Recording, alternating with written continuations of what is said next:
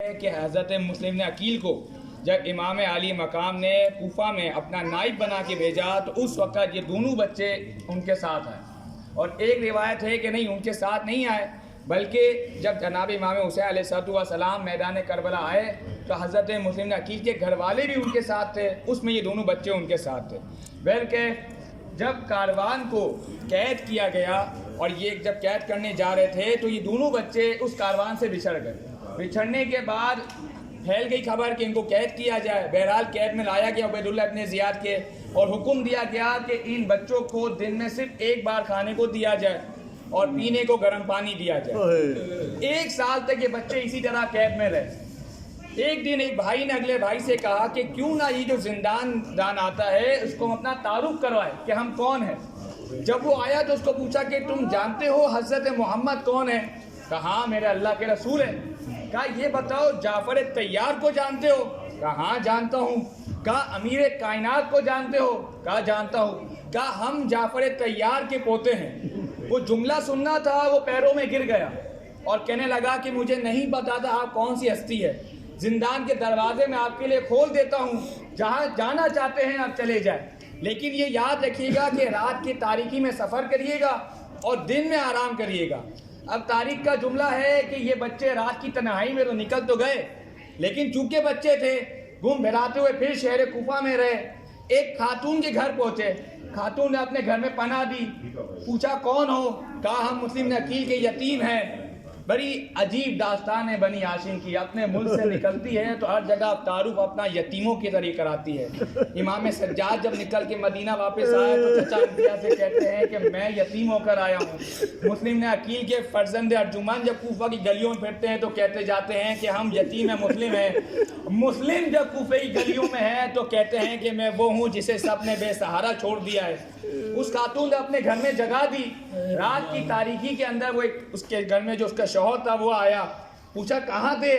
کہا کہ Ubaidullah ibn زیاد کی قید سے 2 بچے بھاگ گئے، مسلم عقیل کے بچے ہیں، میں ان کو پکڑنے گیا تھا، اور عبیداللہ ابن زیاد نے ان کے قید کرنے پہ بڑا انعام رکھا ہے، ان کے قتل کرنے پر۔ تو کہا کہ اب تمہیں مل گئے؟ کہا نہیں مجھے نہیں ملے۔ رات کی تاریکی گزری کہ اتنے میں ایک بھائی کے رونے کی آواز آئی، وہ شخص اٹھ گیا اور اٹھنے کے بعد دیکھتا ہے کہ اس کا گھر کے اندر 2 بچے موجود ہیں جو ایک دوسرے کی باہوں میں باہیں ڈالے ہیں اور کہہ رہے ہیں کہ ابھی خواب میں بابا کو دیکھا تھا اور بابا کہہ رہے تھے کہ بچوں تمہاری مصیبت ختم ہونے والی ہو، عنقریب تم میرے پاس آ جاؤ گے۔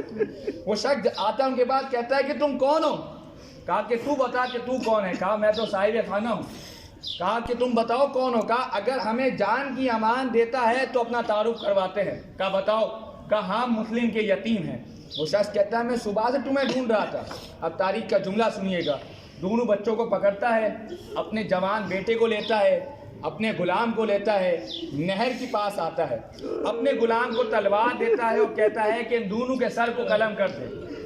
اب تاریخ کا جملہ سننا کہ جب سر قلم کرنے کے لیے آگے بڑھا تو اس نے بچوں نے کہا کہ کیا تو جانتا ہے ہم کون ہیں؟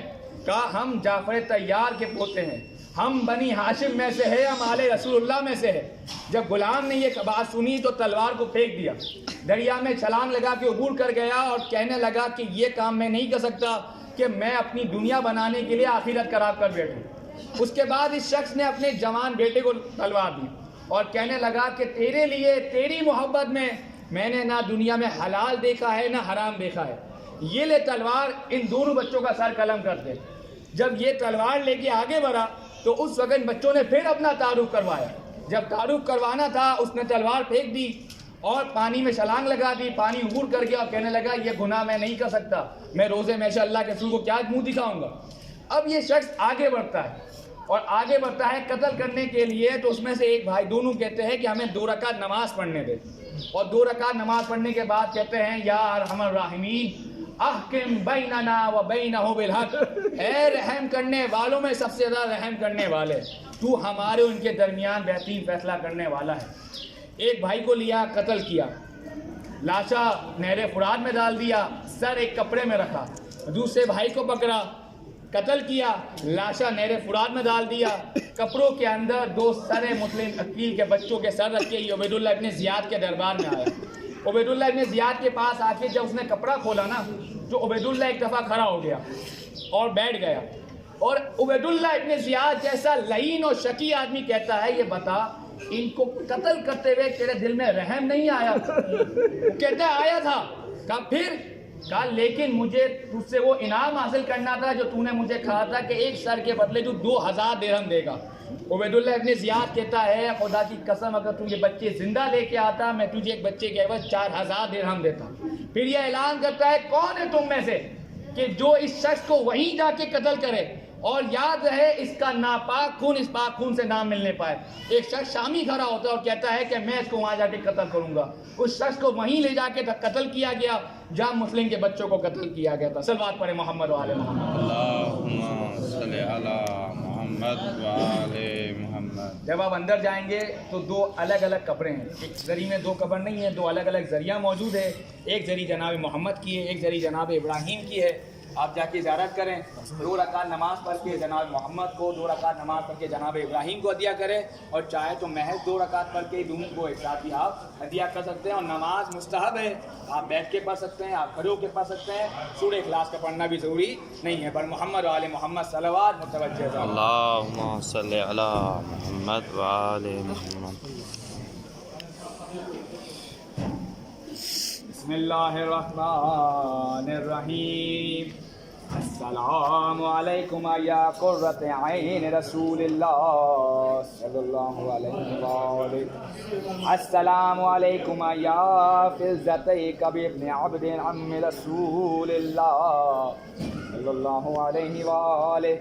السلام علیکم یا ناصر سبط رسول اللہ صلی اللہ علیہ وآلہ۔ السلام علیکم ایھا السابقان فی الشہادۃ من ذی رحم رسول اللہ۔ السلام علیکم علی الشہیدان فی نصرۃ دین اللہ۔ السلام علیکم ایھما المظلومان القتیلان بارض کربلا۔ السلام علیکم ایھما المخلفان من ابن عقیل القتیل۔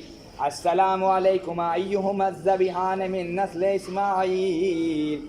السلام علیکم ایھما الحیان المرزوقان عند ربکم الجلیل۔ اشہد انکما جاہدتما فی نصرۃ دین اللہ وحمایت عترۃ رسول اللہ حق الجہاد فجزاکم اللہ عنہ وعن نبیہ وآل بیتہ وعن الاسلام وآلہ افضل الجزاء الشہداء وعن حظوظ السعداء وارفع درجات الاقیاء والحقکم اللہ وإیانا بحقکما بآبائکما الشرفاء من الانبیاء والاوصیاء والشہداء والصلحاء وحسن اولئک رفیقا ولا خیبنا اللہ من هذه السعادة والشفاعة هؤلاء الشفعاء آمین یا رب العالمین۔ والسلام علیکم ورحمۃ اللہ وبرکاتہ۔ صلوات۔ اللہم صلی علی محمد و آل محمد۔ وغیرہ کر کے دوبارہ یہیں پر آئے، باجماعت نماز جو ہے میں چاہتے ہیں وہ یہاں پہ باجماعت نماز ہوگی، آپ لوگ وضو واش روم کر کے